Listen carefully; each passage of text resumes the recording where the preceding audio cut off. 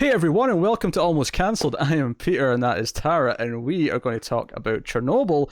And this is episode 4. It's called "The Happiness of All Mankind," and she is definitely not Connor. I'm just going to fix that right now on the screen.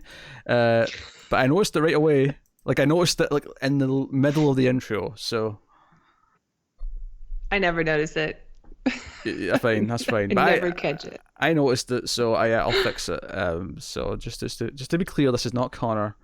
Connor's not went through like a cocoon and came out looking like Tara.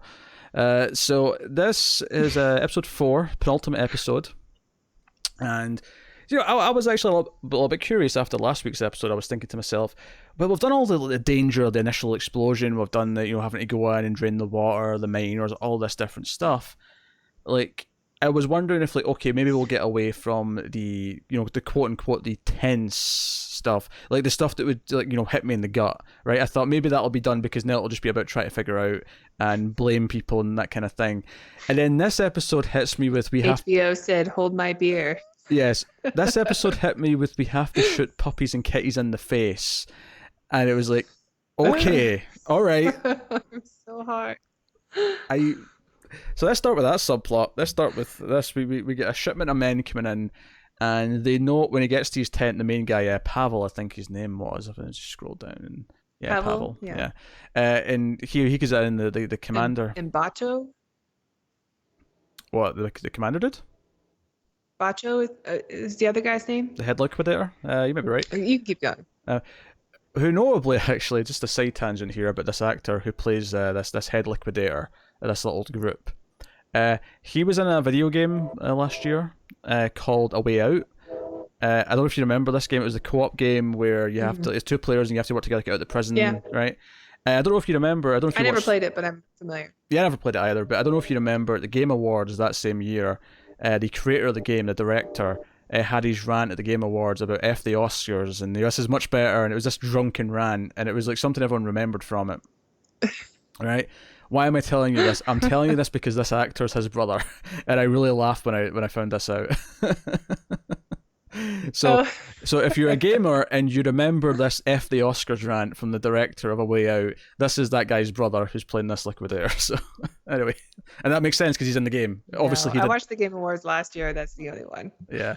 The last year's was the best one they've done in terms of being a professional show, but it's worth checking. Yeah, because God of War won everything. Yeah, the one before that though had like a lot of funny, like unintentionally bad moments, which were worth seeing. And the best part about it is Jeff Keighley, who's the host, the presenter, he's like just trying to like get him back on track, and the guy's just grabbing the mic and going, "F the Oscars, this is bullshit. He's a pro. You will love my game. My game will not disappoint you." Yeah. Oh, so good. He's very much like let's just take this seriously, guys, so people will take us seriously. Yes. The whole time. Yes, and everyone else is like, "No, we're all drunk. We're going to make a fool of ourselves. Deal with it." We're drunk, lonely gamers. Yes. So, but anyway, so he's playing this guy, and he basically trains Pavel. He takes him out into the housing areas of the city. And it's like, okay, we have to get rid of the dogs and cats. And I mean, all animals, but it's mostly dogs and cats. It's mostly pets that we're dealing with now.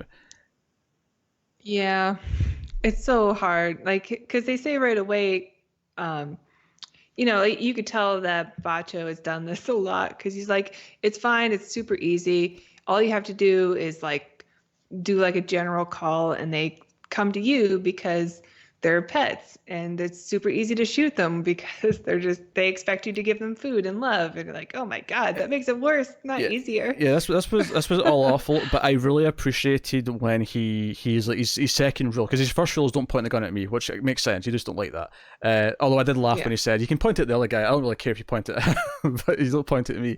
I don't give a shit about that guy. Yeah. But the second rule was if you shoot one of the animals and they're not dead yet, then you keep shooting until they're dead. You do not let them suffer. And that was the one line he had, at least early on, before the rest of it, where I was like, okay, I actually kind of like this guy. He's doing a really shitty job.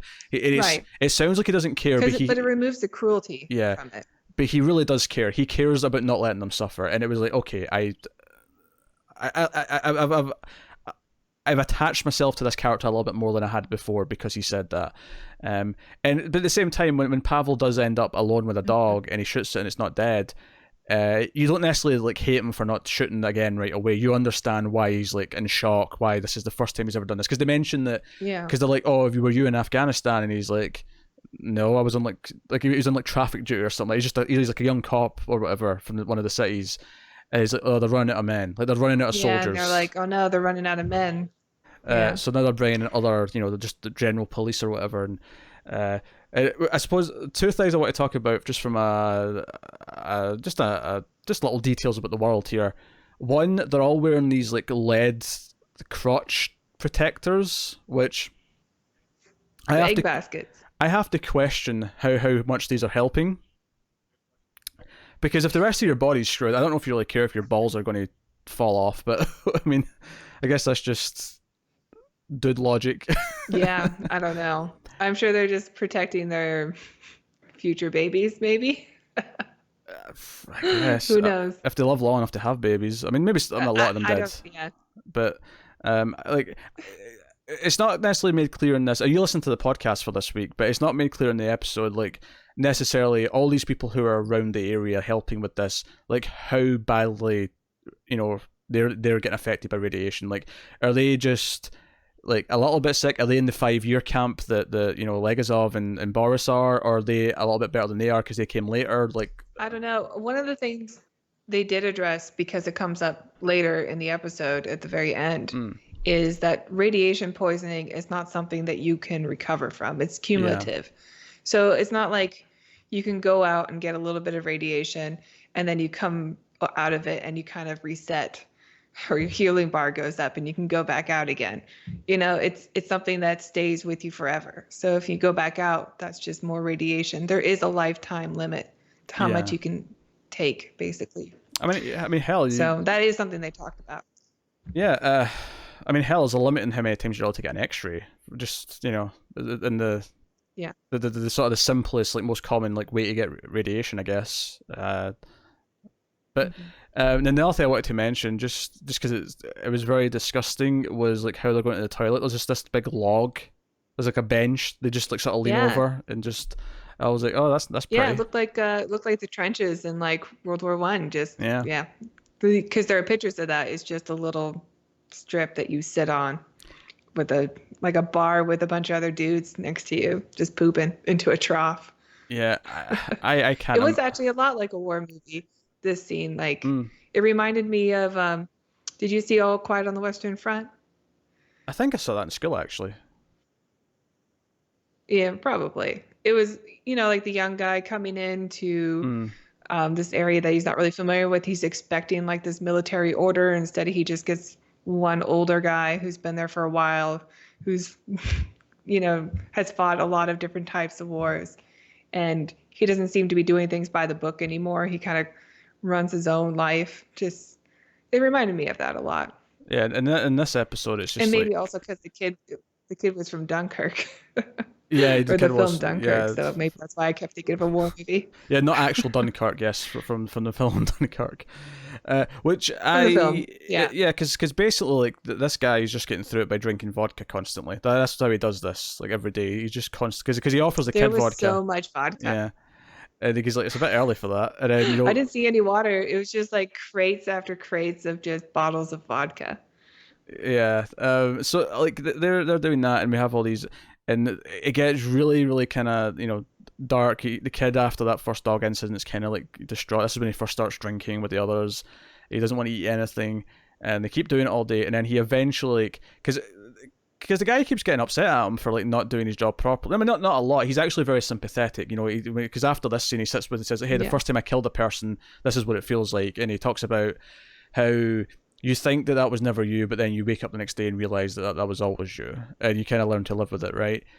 So he's actually very sympathetic towards him, and I thought he was going to get mad at him again when he found him in the apartment, later in the episode, where there's like several dogs, and they've been feeding on another dog, and it's like really distressing, and he just says, no, get out, I'll take care of this one. He doesn't make him do it, because I thought he was going to be like, no, you need to toughen up and do this. Yeah.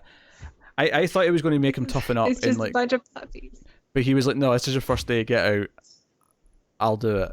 And I was very glad that they never actually...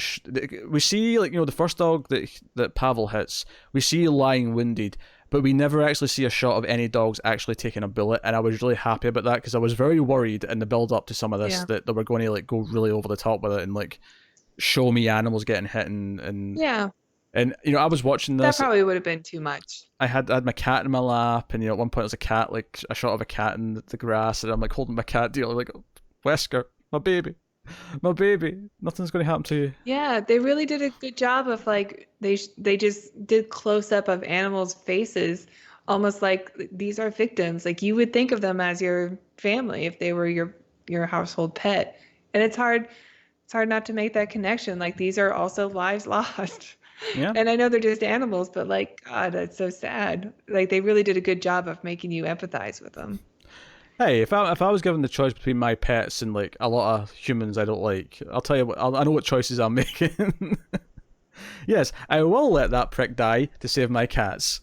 I'm not apologizing for it. Bye bye. I don't know what I would say in this situation because I love my pets as children also, but I do probably would sacrifice them for the life of a human, It depends on even the a shitty human. human. No, it depends on the human. Yeah. And I'm the vegan, but I still would probably save the human. No, it depends on the human. It really does.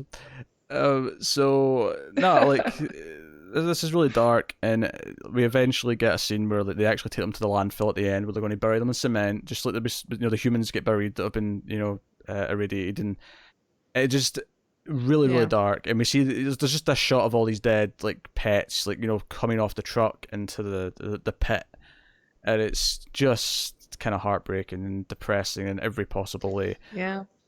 Um, This was the first episode that made me cry, and it was the puppy scene. And I did listen to the podcast, and I can tell you that the scene that they cut out is even worse. Do you want to know about it? Yeah, tell them. Do you tell them? And again, this is something that actually happened that they cut out because they thought it would be too much. Yeah. So apparently it's a real thing. This event actually took place. They did go into, I guess it's from the Voices of Chernobyl book, but they did go into a room and found a bunch of puppies. And so they shot them one at a time until they ran out of bullets. So one of the puppies was still alive, and they just buried it under concrete while it was alive. And that would have been too much. Even though apparently it was in the script and they shot it, they decided we don't need to show this. Yeah, because they made that choice That last would have been too episode much. with one of the faces, the plant workers, right? Like they've Yeah. made that choice here or there that, like, you know what, this is horrific enough. We actually can like hold a little bit back because it's just because I actually saw some complaints on the internet about this Yeah. episode, saying that it felt like it was with the pets specifically. It felt like it was verging on just like torture porn for like or misery porn, maybe is a better term. But they really don't show a lot. Like it's all implied. They show I you the agree. first one, or at least they don't show him getting shot, but like they showed the blood and then it's crying. I agree with you, But they really don't show a lot. But here's the thing though. My argument isn't even I mean, they don't show a lot, and I think it was wise not to actually show the bullets hitting them. I really do. But I think my main argument for it is that, but it happened. Like this is not something they added on to get you teary eyed. This is something that was actually done. So I think in that sense it, like, I don't know how you could complain about it, and I think they handled this subplot pretty well. Honestly, like it was really good. I agree. Before we move on to the other main plots, I do want to mention the opening scene, which is kind of just a standalone scene of a woman being evacuated. She lives on a farm and she's milking a cow. And this soldier is saying, you have to go, and he's getting kind of frustrated because he knows he's supposed to do his job and she has to move. And she's like, I'm 82 years old. Like, my brothers left for the war, they never came back. I've lived through this revolution, that revolution. Like, what's it to me? I don't care. Like, Yeah. And he actually pulls out his gun and he shoots the cow. I didn't realize Ukraine has been through so much. Oh yeah, I mean my Eastern European history ain't so hot either, I have to admit. But did you know about the holodor that they brought up in it? Because it was brought up in the podcast too, and that was something I had no idea about. No, that's what news to me. It was like she brings up where I lived through the holodor, which was basically it was a Holocaust, but it was the Soviet Union took the farmers' food supplies, and it was basically a forced starvation in order to show power or something. But like over 3 billion people were killed, like starved to death. People were just dying in the streets, and that was Yeah, also Ukraine. yeah. Whew, I had no idea. Yeah, that's amazing that I didn't know that. It's funny. I feel like, yeah, I guess unless you're interested in history and go seeking a lot of this stuff out, or you specifically like study history in depth, like most of us, like we get a certain couple of periods and places in school. You know, we'll study this war, that war, in maybe this country for this period, and Whatever we that's have it. to do to pass the test, so we Yeah, can go home. and Yeah. then that'll be it, right? So no, a lot of Middle Yeah. Eastern, or not Middle Eastern, sorry, Eastern European history is, Hmm. like I don't know a lot about it. Like I know a little bit, for World War One, a little bit of the Cold War stuff, but that's about it. And it's probably Yeah. faded with time. I mean, it's entirely possible I did learn about that in school and I've just completely forgotten about it. But Well, sure. But I mean, also just hearing it from this one woman's lifetime, just everything stacked one on top of the other, was just like, wow, they really have been through a lot. And just in one person's lifetime, even. And still, like, she has this mentality, like, I've seen this all before. Like, it's just another thing I have to deal with. So, leave me alone. Like, even if I die now, whatever, I'm 82, let me die on my land. But she still has no idea that what radiation is going to do to her and her land if she stays. yeah, and Like it, even though she says all these horrible things that have happened and she's lived through, like this is still worse. yeah, there's a neat shot here because when he's trying to convince her to leave, he takes her bucket that's like full of the fresh milk, and he runs out and he pours it over on the ground, and there's a great shot of the milk sort of dripping on like some of the plants or the flowers that are on the ground. And it's this kind of idea that it's like it's one of the things this show has done really well is that it emphasizes these details where, yeah, this milk, that plant, and that cow are not safe. Like you really shouldn't be Yeah. drinking milk from that cow. And then he goes in and shoots the cow, and it feels That's like, what I was thinking too. and it feels kind of almost cruel in the moment because it's like, no, I'm going to convince you to leave by shooting the cow. But at the same time, as the rest of the episode shows, no, they have to take out all the animals in this area. Like in this zone, all of these animals have to go. You're right. And you can see from her perspective that she thinks that she's getting like picked on in a way. Like they're just trying to bully her into leaving. But really, they're just throwing away the poison, so that Yeah, there's maybe it's useless. It's not something you don't want to drink that milk. you could almost make an argument here that they're kind of showing almost like not a cry wolf scenario. It's not quite that, but like the idea that they have like forced them to do things like the Soviets or whoever in her lifetime throughout her life has forced things and done things out of malicious intent throughout her whole life, that when the time comes that they're saying no, this is for your safety, we're actually, and they're being sincere, like this is for your safety, you have to move. Yeah. She just doesn't believe them, and she thinks it's a tactic. I think there's something to be said there for her assuming that, and not even just assuming it, but thoroughly believing it to the point where she's ready to fight and be shot. Well, that's the whole point of the show, right? I mean, that the opening line is of the first episode is, what are the costs? What are the costs of lies? That's what the whole theme of this show is about. Is about the true cost of lying. I love that you bring up how the first episode opened, because I know you watched episode 1 and 2 today. I did. You rewatched them, so you're dropping in some knowledge from past episodes. I'm into it. I'm so into the show. No, I'll totally rewatch I'm, this because it's really good. Revisiting it, I'm getting more from it because now that I've seen the other, I mean, not all of the episodes, but up to the current one, episode 4, like I remember the names of people now. I didn't realize that Skarsgård was in the first episode, but he is. He's on the phone. Oh, really? Oh, that's cool. Yeah. That's neat. So yeah, to go into the rest of the episode then, in terms of Ilana's looking into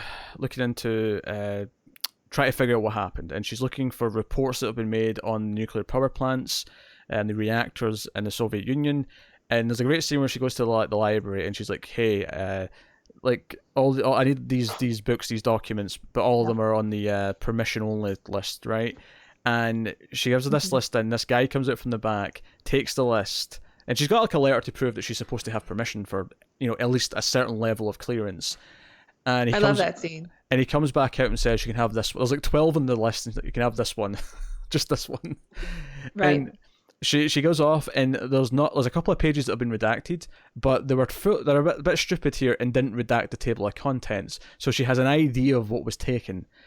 And there's a neat kind of revelation in this. So there's two scenes with her after this really that are really important. One, she goes to Dyatlov and tries to get him to confirm some things, and he essentially is not playing ball. He doesn't want to talk. He's kind of like abrasive. He gives her like the slimmest of slimmest like details, when he's kind of forced to. But then ultimately she goes to meet with Boris and Legazov, and this is a scene where you talked about how one of the scenes or some of the stuff in the previous episodes is enhanced, having seen more of it now. I think one scene that sticks out to me from the last episode that I think is enhanced by this episode is when he goes to get her out the KGB prison. The AZ5 scene. Yeah, and she says it's when they pressed this that it happened, and he has this contemplation.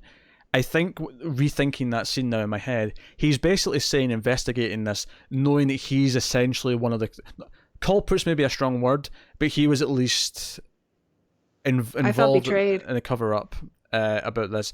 And she brings this up, and he confesses to it because they're meeting in a abandoned building to make sure no one's listening, and he's like, okay, so yeah, we had this theory that because of because the end of the rods isn't the right material, so that it's because when it cools down, it's actually more dangerous, and that's why they're supposed to have the cooling rods in, but because they didn't have the rods in, and I'm not going to get into technical stuff because it's some kind of design flaw that they knew about 10 years ago.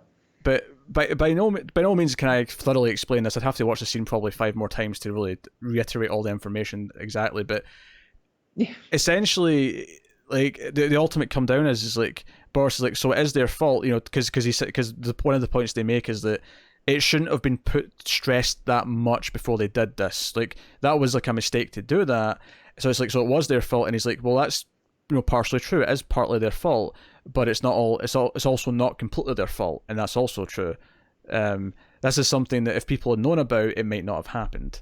But of course, Soviets wanted, our nuclear power's the best, and well, that's the big theme of this episode too. Is just about how I think it's Boris who says the line that you want to humiliate a nation that cannot be humiliated. Obsessed with not being humiliated. Yeah, that was the line. Right, obsessed with not being humiliated, which was very poignant. I felt very betrayed by that scene because I've been supportive of Legoslav. He's been like my voice of reason in the show. He's the one who's trying to say, no, we can't keep this a secret. Like, we have to find out. I think he's the one he's going up against. Like, even though he loves the Soviet Union, like he's for it clearly, at least in the beginning, that he's part of the lie. I think what's so neat about it is I don't think he realized it until she said that last episode, and I think there is an element of almost, I don't want to quite say redemption, but where he essentially says dig into this and find out, knowing that it's going to lead to him. But he can't just say that, especially in a KGB prison where he's not supposed to talk about these things. Like, he can't just come out and say that there and then. Like, of course. He's essentially setting her on a path that knows will lead, at least in part, to him being somewhat responsible. Even though, was it his call to redact it? Was it his call not to tell anyone? No, but he knew of the design flaw. And it's not just the one reactor, they said. There's like 18 of them. Oh, yeah, throughout the Soviet Union, yeah. And they all have the same design flaw. And this is kind of what builds us into the final episode, where she's like, no, you're going to this hearing, to talk. And this is not just for the Soviets, this is like the United, nuclear power hearing. I can't remember what the name of the organization was, but in Vienna. And Alana's like, no, you have to tell the truth. Like, someone has to start telling the truth so this can't happen again. And it's like, no, you can't tell the truth because you're a Soviet, and the Soviets, and because Boris is like, hey, everything you think you care about, and you're like, your morals, all that goes out the window when people you care about are threatened. Because ultimately, when it comes down to it, it doesn't matter. You're going to care about the people you care about, and that's it. And it kind of, he speaks like a man who's been through it. And you're thinking about the opening scene of the first episode where Legazov commits suicide, and he's like leaving these tapes with information, like, which makes me think that he doesn't actually tell a lot of the truth at this hearing. It makes me think. Me too. Yeah. Actually, you're right, because I think he finds another way to get his truth out there. Yeah. I think a lot of this shows about his guilt, and I think that feeds into the other plot with Boris and Legazov in this episode, where they're talking about trying to get the debris away from the various levels of the roof, and they've got them named, and like one's like, you know, this dangerous, this one's this dangerous, and then I think Marsha's the one that's like, yeah, if you're on that roof, The most dangerous place on the planet. yeah, the most dangerous place on the planet, and if it's more than 90 seconds, if you're on that roof for more than 90 seconds, then that's it, you're done. Like you're just done. Yeah. And that's in full protective gear. That's not just, you know, walking on there, which makes me. I presume it still is one of the most dangerous places on the planet. I assume like walking on that roof now is probably still just instantly deadly. I can't imagine it's not. I don't know. I know people go to Chernobyl. I mean, they did for this series. They went there. But they didn't film there. But yeah, they took tours and stuff. But walking around on that roof's a very different matter than just visiting the outside area. So. But then presumably they've removed all the debris, which was partly why it was so dangerous. But I mean, right, they had to remove it so they can start like covering it up, right? Yeah, that's the goal of the episode, and they've got the moon rovers that the Soviets used to push debris from the first two roofs, but which had a great joke. I love any like little bits of levity I can get in this show. I just like cling to. Oh yeah, it's a great joke here where Boris, I can't believe that's what we used on the moon. And like, as I was like, well, not that one. I know, not that one. I know, it's so dumb, but I loved it. You know, there's a moment in this episode early on where Boris hugs Legazov, and it's actually like, man, they've bonded, because at this point we're like I think this episode starts 4 months after the explosion, and then it ends in December, so like we've went through half a year with them at that point. Right. Well, you can kind of see it in the last episode too. Yeah. Like there was that scene where Legazov takes the phone and is basically yelling at Gorbachev and slams the phone on him, and he says, Boris is like, let's take a walk, let's go outside. Yeah. And you can tell Legazov is like rolling his eyes like, okay, are you gonna like shoot me or like rig me out or something? You know, like what are you gonna do? He's expecting to get, you know, a severe talking to or threatening. Yeah. And instead he's just like concerned, and they just have this like man-to-man conversation about the truth of what's happening. But I think that's like the beginning of a friendship that's happening. I think what I liked about it in this episode though is the hugs like out of like it's a celebration hug. It's like, no, something just worked, and he hugs them, and it was like, whoa, okay, like that's just where we are. And it's almost like he's trying to cheer Legazov up, because Legazov seems like he's been down in the dumps, and I think it is the guilt. This has probably been weighing on him since he realized that he kind of had an idea of what it was that caused this. And I think the other big thing, we've had 3 episodes of him sending more and more people to their maybe death, which culminates a big way in this episode, because they get this fancy police robot, this like bomb disposal robot from Germany, right? The West Germany specifically. West Germany. And they're like, oh, you can imagine the conversation that was, you know, try to get this approved. I like that at first they're like, ooh, is it American? No. We're not talking to them. Are you kidding me? And I actually, one of my favorite scenes, not my favorite scene, because we'll get into my favorite scene in a minute, but one of my favorite scenes in this episode is when this robot, they send out to the roof that's supposed to, you know, kills all the electronics, and it's no, this new robot might actually be able to do it, and it dies within seconds. The cameras go dead, the entire thing's dead on the roof, and Boris goes into the trailer and just yells at, I mean, we don't even know exactly who's yelling to. It might be Gorbachev, it might be someone else, but he just... Turns out there's 2 meltdowns in Chernobyl. Hey! He just smashes the phone to... And do you know what? I was actually waiting for the punchline, and it eventually came at the end of the scene where he turned to some random guy and says, "We need a new phone." And walked off. Yeah. I was expecting him to say that right after he came out, but... Because he was like dragging it along with him. I know. What I loved about this scene, though, apart from the outburst, is that how much he cares, is that he's angry because, again, the secrets of the state, the secrets of the Soviet Union is what's caused this, because he comes out and says they didn't tell them the real number. They told them the propaganda number. What the radiation. Yeah, he used the word propaganda too, He did, yeah. which was it really stood out, that word. Yeah. I didn't think that he would just straight up say propaganda, because he's still so pro-Soviet. He is, but I think this shows just how serious the situation is and how much he's come to understand. I think at the start of the show he was he's frustrated. Like you said, they've been there a long time now. And just any glimmer of hope, like they really showed when the Joker arrived, and there's like this long reveal. Everybody's celebrating and talking about it and oohing and ahhing it. They're like, this is going to be it. This is going to be the thing that can really save us. Because in the beginning of the episode, Legoslov says, "And absolutely no way can we send people up on that roof. It has to be robots." Any of the it's not even just that one. It's like any of them. No, we have to use like drones and robots. We cannot use people for any of this. Like it's instant death. Under no circumstances are we to send people up there. And there's this really depressing scene after this where they're sitting debating what to do now. What's the options now? And they're arguing about like what type of robots they can use. There has to be another type of robot, or And at one point, the other dude who's like new in, or at least mainly new in this episode, he's like, "Oh, what if we like shoot the debris off into the core?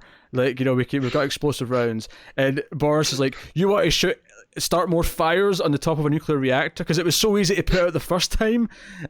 Yeah, I know. But I love the guy's like, "What fuck? I don't know." Like I'm just spitballing here. That was a really good scene, and then but it really comes down the tone, just like because Legasov just says we'll have to use bio robots, and it took me a second to like bio. What was he? Is this a sci-fi show all of a sudden? What are you talking about? Bio robot? We talking about Terminators? And then he's like, people. And I'm like, oh God. He's basically just accepted that we have to send people on that roof. And we get like, this explanation where they're talking to the people who are going up. Each one will only have 90 seconds before they have to get off the roof for their own safety. They'll be head to toe in protective gear. They can't look over the edge into the hole because that's them. It's the same reason why the helicopters can't fly over. It's the same reason. Mm-hmm.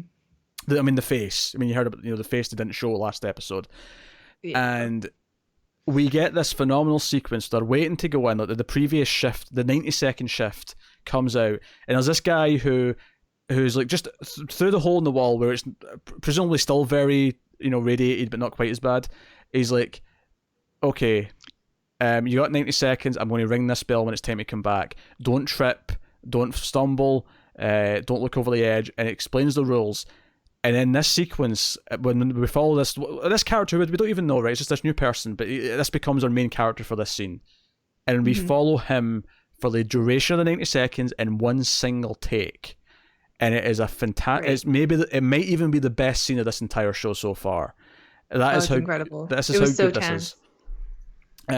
It was so tense, and then you just like every time he gets close to a piece of graphite, the dosimeter is just like going nuts. You can hear it, and the first one he picks up, he drops it, but he picks it back up because obviously they're not using their hands. Even with the gloves, they can't touch it. So he's got like a flat shovel. We saw what happened in episode 1 with the firefighter. Yeah, and he throws it off, and then I there's a little moment here that I actually quite liked where he goes to pick up a big piece and he can't do it, and then another guy who's there is like, "Oh, right, it'll take two of us." So it's like they help each other. Yeah, because they're also wearing lead.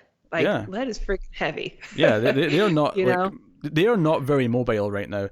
And then he gets like a final piece off, and the bell rings. And honestly, at this point, I was like, "They're shitting me. There's no way this was only 90 seconds. This felt like it was." I timed it. I went back to the scene and I timed it. Because 90 seconds. It was like 93 seconds. I want to say. Right. From when he says go to when the bell first rings. Right. Yeah. Because I actually messaged Tara and said I want to go back and time that scene to see if how close it was to 90 seconds because I didn't buy it. I was like, no, this feels too long. And I took the initiative. You took the initiative, yes. But I deserve a promotion. It feels so much longer, which I guess and if you're in the moment, like it probably would feel like a long time. Like how long is this? Like. And nothing puts you in the moment more like one single take like that. Yeah, it's just one take. It's going around him. It's like it's very shaky. It's following him up and down, following him to the edge and back. And then when he's on his way back, when the bell rings, he trips and falls into like some water that's up there. And and Well, he he gets his foot stuck on a piece of graphite. yeah, there's two separate things here. Yeah, at one point he falls and trips into water, and which already felt like, oh god, he's doomed. And Yeah. then he gets his foot caught under the piece of graphite, and it takes him a while to get out. And then when he gets back into the hole, he's a little bit late. Everyone else got back before he did, and then he looks down at his shoe, and his shoe's like got a hole in it. It's like it's been cut open by the graphite, and I'm like, oh god, like, and we may never I see this guy know. again. This might be the last we ever see of him. You don't think they're going to follow up next week Maybe on they him? will, but I could They've totally been pretty good about that. I could totally buy we never see him again. It doesn't even matter if we do. It's just I'm sure. Yeah, yeah. you're right. It doesn't really matter. We already know what's going to happen. Like how many people who went on that roof had this happen? Where like how many like I mean it's debatable how healthy the ones that did hit the 90-second limit and didn't like trip or fall or anything like that. But Yeah. Or even just the first ones that got out because they would have, have more graphite around them when they were out there, yeah, rather than potentially. Like the last half. they could already be more screwed anyway than what they're saying. But on top of that, about how many people did trip, how many people did like accidentally touch something they weren't supposed to, how many people looked over the edge. Yeah.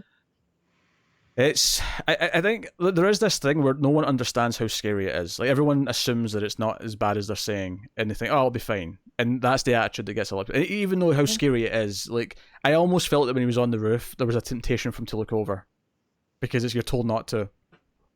Yeah, he kind of Almost just went does. up right up to the Yeah. edge, He didn't look over, but you could tell he was curious when he was there. Yeah. It's the don't push the red button thing, Don't push the red button, but It's all you want to do. It's all you can think about. So no, fantastic scene, start to finish, great stuff. And then the final thing we really have to talk about is what's her face? Ignatenko, sorry. Ignatenko. Yeah, the firefighter's wife, who we see get into labor very painfully.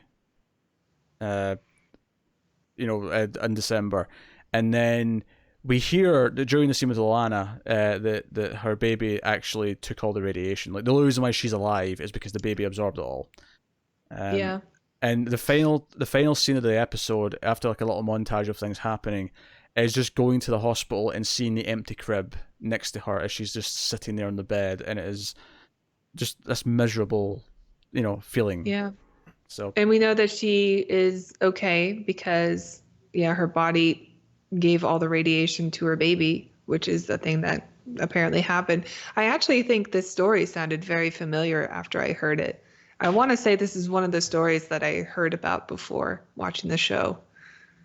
Yeah, it may be. Yeah, it's one of the I don't famous know. ones. Yeah. Probably in school, just when they talked about Chernobyl, that this is one of the things that happens with radiation to scare people.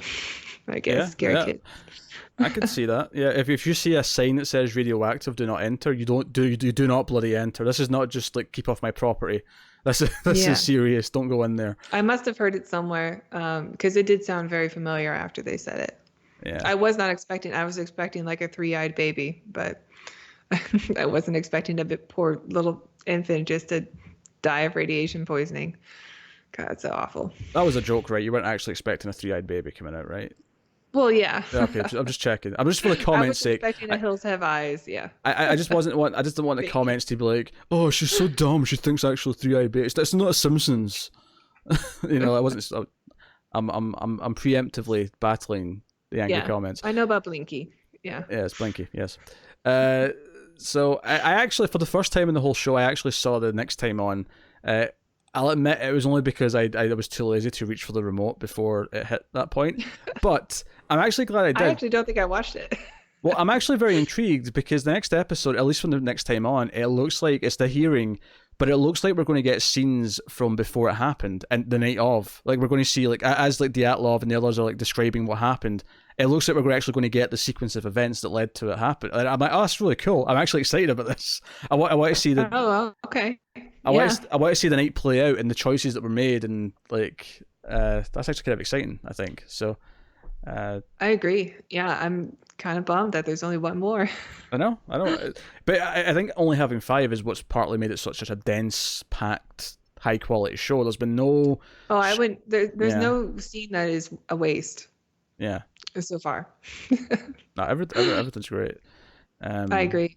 I really loved this episode too. I thought there were so many scenes that were just like you said, that one 90-second scene is probably the best scene of the series so far. And I just the little details, like I love the scene in the library with what's her name? Ulana. Ulana, where, you know, she's there and she's there on behalf of the nuclear commission or whatever. Like she should have the highest priority to be able to get all the information. And they still are just like, you can have this little paragraph Yeah, give this one thing. of an article. Like she still doesn't have the high clearance. It just says so much in that one moment. I love the Joker scene. That was great. I think, yeah, this might be my favorite episode, even though it was so hard with all the puppies and kitties. Oh. Yeah, no, it's fantastic. They've kept up the quality in it. You know, the fact that it started jumping quicker through time is like a sign of like, okay, we know where the more like densely populated story is. That's right at the start, and then like as time goes on, it sort of spreads out a little bit. And I think it's really been very well paced. The way it's been structured as a story, the screenwriting is very strong. If I'm looking back at the 4 episodes, I mean, we'll talk about the miniseries as a whole next week, obviously, when we talk about the finale. But if I'm looking back at the whole show and at this point and just saying, do I have any complaints? It's just that the first, it's like episode 2, first episode with Ilana, her like getting to them and like getting into Pripyat and like sort of like defying the odds to like talk to the higher ups, is the only thing that stuck out to me as being feeling kind of fake. Is feeling like this is a Hollywood moment. Well, she is a made-up character. Yeah. Well, that's exactly why. When I found that out afterwards, I was like, oh, that makes sense, because she's like, and it's not because the rest of the stuff with her hasn't actually felt that bad. The rest of the stuff with her's felt like, no, she's there to represent these. Oh, the opening scene when she's like calling the Chernobyl and nobody's answering. Oh yeah, that's great. Such a good scene. That's a fantastic scene. She's such a great actress too. Yeah. No, Chernobyls fantastic. It's been fantastic throughout, and Connor's just a fool, basically. I hope he's still watching it. Oh, he's not. No. Whenever he stops reviewing something, he stopped watching it. Okay. Well, that's a shame because it's great. Yeah, it's probably going to win every Emmy. There's no accounting for. Because we know Game of Thrones isn't getting it next year, so. I'm okay with that. I'm not going to give my opinion. I don't want people to hate me. This is better than Game of Thrones. I'm saying it. Oh, this is, yeah. I agree. Oh, good. Oh, I wasn't sure if you'd agree with that. But I am a Game of Thrones fan. That's fine. We all have I'm a Game of Thrones season 8 fan. We all have our faults. Now no one's going to listen to me. Yeah, we all have our faults, and I accept that you like Game of Thrones. As I suspect many of the part of 90% of the population. Okay. I suspect many of the commenters will also enjoy Game of Thrones. That's fine. It's okay for you all to be wrong about 1 or 2 things in your life. I accept that. But hey, you think this is bad? You should hear me when I upset a Lord of the Rings fan. Jesus Christ, those people get batty on you.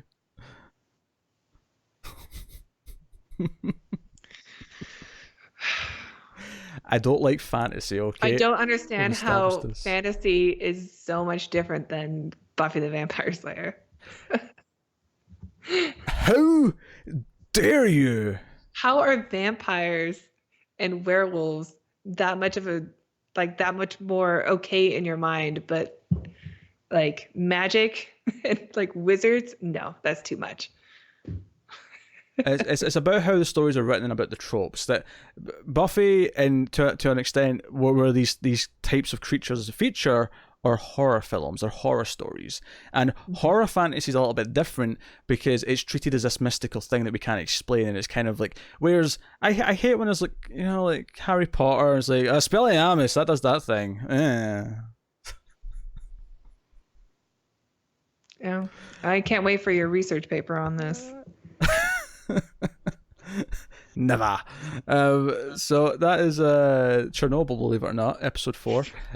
We'll be back next week with the finale with episode 5. So hopefully you had fun listening to us talk about the scenes and maybe analyze a little bit, and then a little bit of friendly bickering at the end about how bad Game of Thrones and Lord of the Rings are. Anyway, so that That is Chernobyl. Let us know what you think of the episode in the comments below. Like and subscribe, all that stuff. Get us on the Twitters at mailed_fuzz for channel updates. And if you want to support the channel, Tara will tell you how you can do that. Yeah, you can check out our Patreon page. It's patreon.com/milefuzztv. You can donate as little as $1 per month.